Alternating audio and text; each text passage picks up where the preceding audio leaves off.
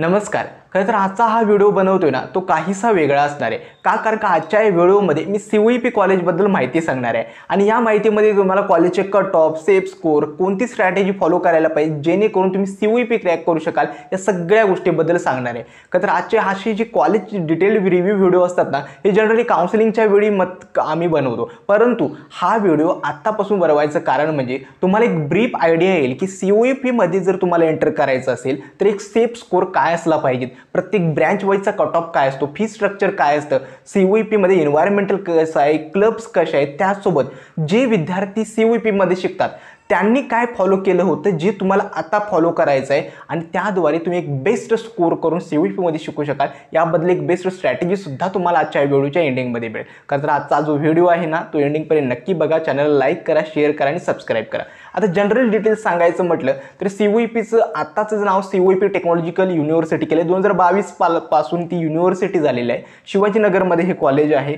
Founded 1854ला ते founded झालेलं आहे. त्यांच्या रँकिंग्स वगैरे CET थ्रू मिळणारे महाराष्ट्रातील सगळ्या कॉलेजेसमध्ये नंबर 1 रँकिंगला CUEP येतं. आता यामधून जे विद्यार्थी डिग्री घेऊन बाहेर पडतात त्यांना BTech डिग्री मिळते.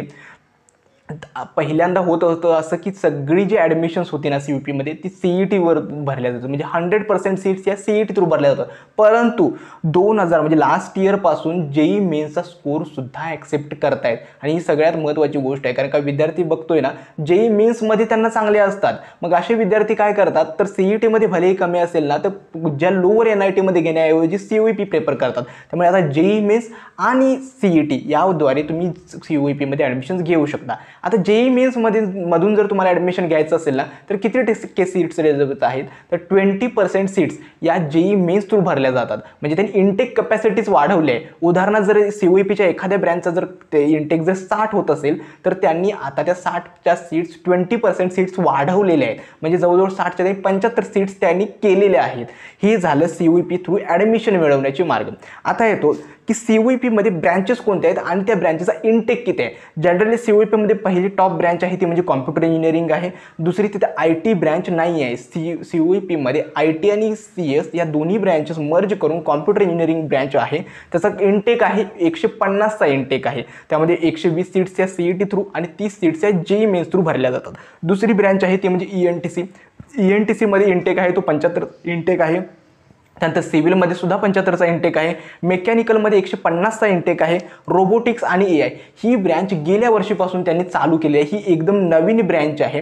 रोबोटिक्स आणि AI मध्ये 60 सीट्स या रोबोटिक्स आणि AI थ्रू भरल्या जातात. त्यानंतर आहे इलेक्ट्रिकलमध्ये 75, मेटलर्जीमध्ये 75, त्यानंतर मॅन्युफॅक्चरिंग सायन्समध्ये 75 आणि एक वेगळी ब्रँच आहे इन्स्ट्रुमेंटेशन अँड कंट्रोल इंजिनिअरिंग, त्याची जो आहे इंटेक आहे तो 38. हे झाली इंटेक कॅपॅसिटी. लक्षात ठेवा गव्हर्नमेंट कॉलेज आहे. गव्हर्नमेंट कॉलेजेसमध्ये लिमिटेड सीट असतात. कंपॅरेटिव्हली जर तुम्ही बघाल ना प्रायव्हेट कॉलेजेसमध्ये तर काही कॉलेजेसमध्ये इंटेकच त्यांचा 240 पासून स्टार्ट होतो, 240, 180. त्यामुळे हा एक बेनिफिट तुम्हाला हा मिळतो की ज्यावेळी तुम्हाला प्लेसमेंटसाठी अपेअर व्हाल त्यावेळी कॉम्पिटिशन कमी आहे. त्यामुळे हा एक शार्प एज CUEP देतं. आता CUEP मध्ये जर बघाल ना तर जवळजवळ 150 सीट्स या CEs मध्ये आणि त्यामध्ये सुद्धा 150 पैकी 30 सीट्स या JEE मेन्स थ्रू भरल्या जातात. त्यामध्ये सुद्धा भरपूर रिझर्वेशन असते. SC, NT, OBC, EWS सगळ्या रिझर्वेशन्स. त्यामुळे ओपन कॅटेगरीसाठी ज्या सीट्स आहेत ना तर थोडे कमी आहेत. त्यामुळे तुम्ही बघू शकता की ज्या कॉलेजचा कट ऑफ किती हाय असू शकतो. कारण का ऑल ओव्हर महाराष्ट्रामधून अराउंड 2 ते 2.5 किंवा 3 लाख विद्यार्थी PCMची CET देतात आणि त्यामधून या सीट्स आहेत टोटल बघा 120 CET विद्यार्थ्यांसाठी आहेत आणि त्यामध्ये सुद्धा रिझर्वेशन वगैरे या सगळ्या गोष्टी कन्सिडर केल्या तर त्या सीट्स अगदी शुल्लक हातावर, म्हणजे मला वाटतं की 2 डिजिट्समध्ये या सीट्स शिल्लक राहतात तुमच्यासाठी. त्यामुळे विचार करा की CS मध्ये ॲडमिशन मिळवणं CUEP मध्ये किती डिफिकल्ट आहे. आता येतो की या कॉलेजेसचं फी स्ट्रक्चर काय. फी स्ट्रक्चर म्हणजे काय, तुम्हाला वाटत असेल की गव्हर्नमेंट कॉलेज आहे त्यामुळे फीस खूप कमी असते. फीज म्हणजे गेल्या 2 वर्षापूर्वी जर बघाल ना तर त्यांची जी फीज होती ती कमी होती, 86,000च्या अराउंड होती. परंतु गेल्या वर्षीपासून त्याचं फी स्ट्रक्चर चेंज झालेलं आहे. त्यांनी फी आता जी ओपन कॅटेगरीची फीज आहे ती आहे 1,35,200 रुपये आणि त्यानंतर आहे TFWS म्हणजे काय, ज्या विद्यार्थ्यांचं उत्पन्न, वडिलांचं उत्पन्न 8 लाखापेक्षा कमी आहे असे विद्यार्थी TFWSला अप्लाय करू शकतात। या TFWSमध्ये तुमची ट्युशन फी जी असते ना ती टोटली तुमची माफ केली जाते। ओके, परंतु लक्षात ठेवा होतं असं की हा एक ड्रॉबॅक असतो। मी तुम्हाला काउन्सिलिंगच्या ज्यावेळी असतात ना ह्यावेळी ह्या सगळ्या गोष्टी सांगेल, कारण का आता या गोष्टी कॉम्प्लिकेटेड होतील। ट्युशन फी काय असते, डेव्हलपमेंट फी असते, कॉलेज तुम्हाला कशी भरायचे आहेत। गव्हर्नमेंट कॉलेजेसची जी ट्युशन फी असते ती फार कमी असते आणि डेव्हलपमेंट फी जास्त असते। त्यामुळे तुम्हाला भलेही जरी TFWS मधून सीट मिळत असेल तरी तुम्हाला जास्त फी बेनिफिट मिळणार नाहीये। जर तुम्ही बघाल ना TFWSची 1,20,000 अराउंड फीज आहे त्यांची। त्यानंतर SC ST या कॅटेगरीसाठी 6,750 आहे। OBC VJNT या कॅटेगरीसाठी 1,20,000च्या अराउंड आहे। EBC आणि EWS साठी 1,25,000च्या अराउंड आहे। आणि जो हॉस्टेल फीज आहेत, आता COEP हॉस्टेल्स फॅसिलिटी सुद्धा प्रोव्हाइड करतो। हॉस्टेल फी जी 45,000 ही वार्षिक हॉस्टेलची फीज आहे एका अकॅडमिक इयरची आणि 10,000 हे तुमचं डिपॉझिट असणार आहे। आता ही झाली जनरल इन्फॉर्मेशन, तुमची फी स्ट्रक्चर, ॲडमिशन वगैरे कसं होतात।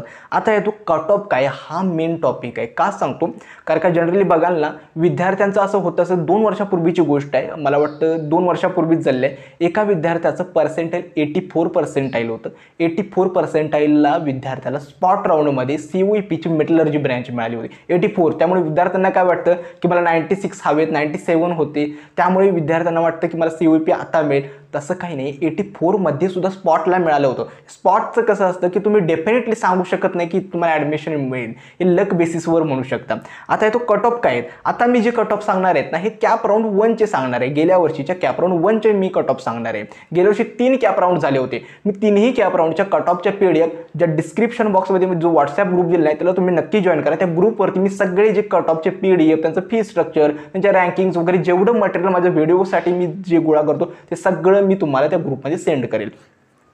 कट ऑफ जर बघाल ना, कॉम्प्युटर इंजिनिअरिंगचा कट ऑफ आहे, ओपन कॅटेगरीचे कट ऑफ सांगतो। हे कट ऑफ कॅटेगरीनुसार व्हॅरी होऊ शकतात, म्हणजे OBC कॅटेगरीचा वेगळा असतो, त्यानंतर VJNT वगैरे सगळ्या कॅटेगरीचे कट ऑफ वेगळे असतात। मी जनरल कॅटेगरीचे कट ऑफ सांगतो। कॉम्प्युटर इंजिनिअरिंगसाठी 99.1 पर्सेंटाईल इतका कट ऑफ होतो कॅप राऊंड 1साठी। त्यानंतर असतो सिव्हिल इंजिनिअरिंगसाठी कट ऑफ होता 98.19 पर्सेंटाईल, इलेक्ट्रिकलसाठी होता 99.55 पर्सेंटाईल, ENTCसाठी 99.83 पर्सेंटाईल, इन्स्ट्रुमेंटेशनसाठी 99.27 पर्सेंटाईल, मेकॅनिकलसाठी 99.19 पर्सेंटाईल, मॅन्युफॅक्चरिंगसाठी 98.17 आणि मेटलर्जीसाठी 97.45। इतके जे कट ऑफ होते हे लास्ट इयरचे कट ऑफ आहेत।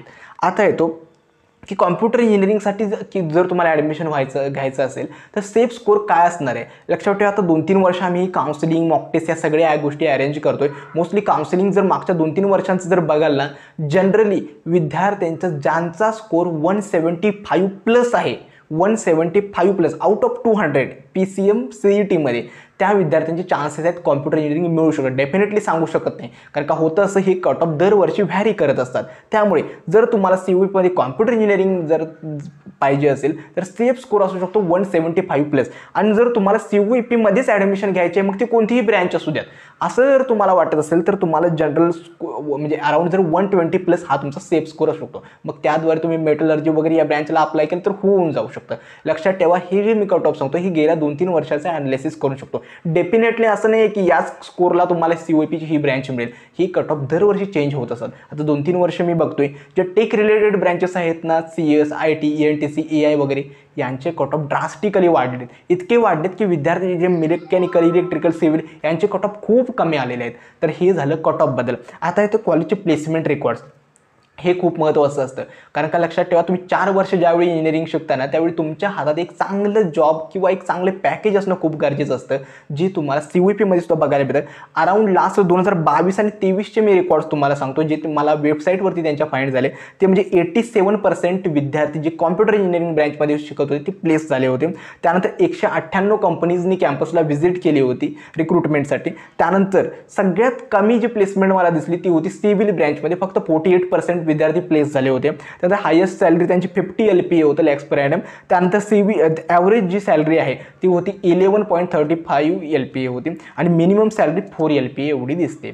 हे झालं COEP बद्दल जनरल डिटेल्स। लक्षात ठेवा, COEP मध्ये तुम्हाला जर बघाल ना, क्लब्स वगैरे भरपूर आहेत, बोट क्लब्स आहेत, डिबेट क्लब्स वगैरे भरपूर आहेत, वातावरण चांगलं आहे। आणि मोस्टली लक्षात ठेवा, या टॉप कॉलेजेसचा फायदा हाच असतो की तिथलं इन्व्हायरमेंट, कारण का सराउंडिंगमध्ये सगळेच विद्यार्थी जे आहेत ते फोकस्ड असतात, त्यामुळे तुम्हाला एक शार्प एज मिळतो.